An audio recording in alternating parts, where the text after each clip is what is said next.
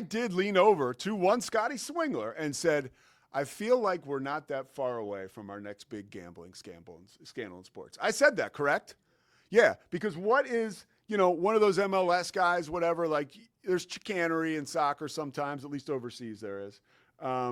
And I was like, what's to stop one of these guys? Well, forget about soccer. How about the NBA? We wake up Sunday morning and Malik Beasley is being investigated by the feds.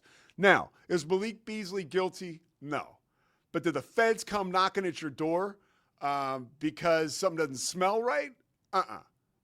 So there's some stuff here. And allegedly, as the report goes, that this goes back to when he was with the Milwaukee Bucks, actually. And there was of course, right, we're talking about player props. There was a player prop where I think it was like 2.5 rebounds for Malik Beasley. And the night of the game, there was a ton of money put on the under for Malik Beasley to the point where it raised a lot of flags in Las Vegas. Did you hear this, Scotty? Yeah. So, and it turns out dude ends up grabbing 6 boards after, the odds had switched so much because there was so much money on him to go under 2.5. Now, last point on this. Malik Beasley averaged 16 points last year for Detroit. He is literally on the 5-yard line from signing a 3-year, $42 million deal, right? And now this. This is an example in sports where I just back away and say there is so much that we don't know. Because right now Malik Beasley's getting paid $6 million a year.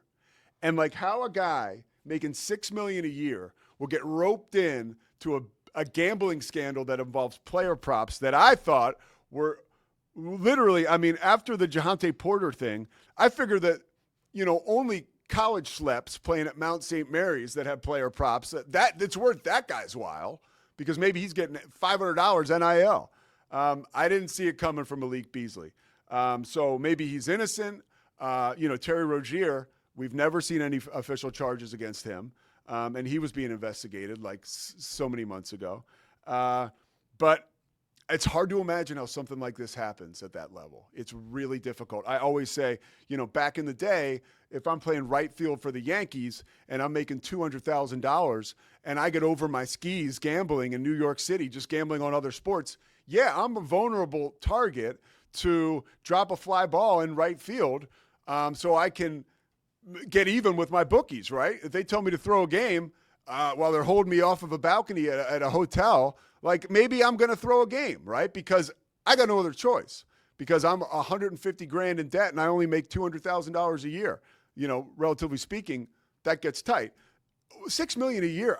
It's hard to imagine like where that goes and how you get into this kind of trouble. But again, there's a lot I don't know.